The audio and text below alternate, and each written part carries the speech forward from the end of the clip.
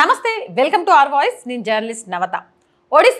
ఒడిస్సా రాజధాని భువనేశ్వర్ అసలు ఒడిస్సాలో ఏం జరుగుతుంది ఒడిస్సా గురించి మనం పెద్దగా పట్టించుకోం కానీ ఒడిస్సాలో ఒక సైలెంట్ విప్లవం మొదలైందట ఆ సైలెంట్ విప్లవం ఒడిస్సా గడ్డ మీద కాషాయ జెండా రెపరెపలాడడానికి కారణమవుతుందట భారీ ఎత్తున కాషాయానికి ఓట్లు పడబోతున్నాయట అసలు ఒడిస్సాలో ఏం జరుగుతుంది కాషాయ జెండా ఎలా ఎగురుతుంది తెలుసుకోవాలంటే ఈ ఆర్టికల్ని పూర్తిగా చూడాల్సిందే ప్రస్తుతం మీడియా మొత్తం పశ్చిమ బెంగాల్ మహారాష్ట్ర తమిళనాడు ఉత్తరప్రదేశ్ ఆంధ్రప్రదేశ్ తెలంగాణ బీహార్ వీటి మధ్యనే మాట్లాడుకుంటున్నారు కానీ వీటితో పాటు కీలకమైన మరొక రాష్ట్రం ఉంది అదే ఒడిస్సా దీని గురించి ఎవరు మాట్లాడుకోవట్లే పెద్దగా పట్టించుకోవట్లే కానీ ఒడిస్సాలో పార్లమెంట్ ఎన్నికలతో పాటు అసెంబ్లీ ఎన్నికలు జరుగుతున్నాయి ఈ విషయం మీలో ఎంతమందికి తెలుసు ఈ అసెంబ్లీ ఎన్నికల్లో పార్లమెంట్ ఎన్నికల్లో కూడా ఒక సైలెంట్ విప్లవం జరగబోతోందట ఒడిశాలో మొత్తం 21 పార్లమెంట్ సీట్లు ఉండగా 147 అసెంబ్లీ సీట్లు ఉన్నాయి ప్రస్తుతం ఇక్కడ జరుగుతున్న ఎన్నికల్లో మొత్తం 21 పార్లమెంటు స్థానాలకు గాను 15 స్థానాల్లో బీజేపీ విజయం సాధించే అవకాశం ఉందట అలాగే ఒడిశాలో మొత్తం 147 అసెంబ్లీ స్థానాలుంటే 75 స్థానాలు గెలుచుకునే అవకాశం ఉంటుందట ఒడిశాలో ఒకవేళ అధికారాన్ని చేపట్టాలి అంటే 74 స్థానాలు గెలుచుకుంటే చాలు అలాంటిది 75 స్థానాల్లో గనక బీజేపీ విజయకేతనం ఎగరేస్తే మొట్టమొదటిసారిగా బీజేపీ సొంతంగా ఒడిశాలో ప్రభుత్వాన్ని ఏర్పాటు చేయడానికి పూర్తి అవకాశం ఉన్నట్టుగా కూడా తెలుస్తోంది మొత్తం 21 పార్లమెంట్ స్థానాల్లో ఈసారి బీజేపీ 15 స్థానాలు గెలుచుకోవడానికి అవకాశం ఉంటే 147 స్థానాల అసెంబ్లీ స్థానాల్లో 75 స్థానాలను గెలుచుకొని కాషాయ జెండాను ఇండివిజువల్గా ఫస్ట్ టైం బీజేపీ ఒడిశా గడ్డ మీద పెట్టబోతోందట అయితే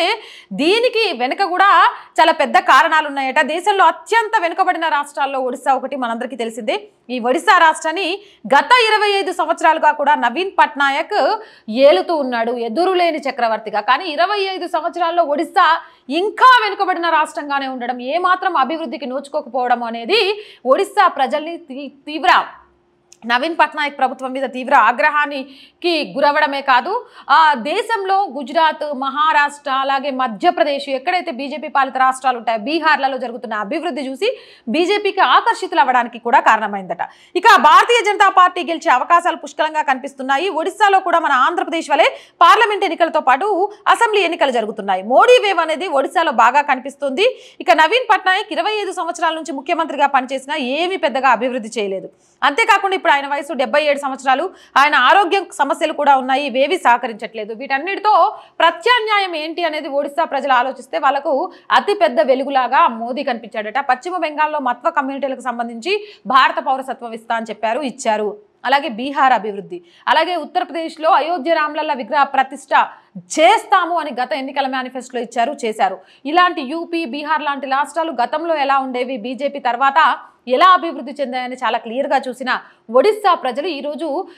బీజేపీకి పట్టం కట్టడానికి సిద్ధంగా ఉన్నారట 75 స్థానాలతో బీజేపీ మొట్టమొదటిసారి ఒడిశాలో ప్రభుత్వాన్ని ఇండివిజువల్గా ఏర్పాటు చేస్తే 21 స్థానాలకు గాను 15 లోక్సభ స్థానాలను సాధించి 400 లక్షానికి ఒడిశాను కూడా ఒక కేంద్ర బిందువుగా మలుచుకుంటున్నారట మరి దీనిపై మీ అభిప్రాయం ఏంటి కామెంట్ సెక్షన్లో తెలియజేయండి మోర్ వీడియోస్ కోసం మన ఛానల్ వెంటనే సబ్స్క్రైబ్ చేయండి వీడియో నచ్చిందా లైక్ చేయండి షేర్ చేయండి అండ్ సపోర్ట్ చేయాలి అనుకునే వాళ్ళు సబ్స్క్రిప్షన్ పక్కనే జాయిన్ అనే ఆప్షన్ కనిపిస్తుంది 1 to 5 లెవెల్స్ ఉంటాయి ఏదో ఒక లెవెల్లో సపోర్ట్ చేయొచ్చు అలాగే స్క్రీన్ మీద గూగుల్ పే ఫోన్ పేతో పాటు అకౌంట్ డీటెయిల్స్ ఉంటాయి అలా కూడా సపోర్ట్ చేయొచ్చు అండ్ మార్కెటింగ్ యాడ్స్ కోసం కూడా మన ఛానల్ని సంప్రదించవచ్చు please support our channel subscribe our channel stay with us జై భారత్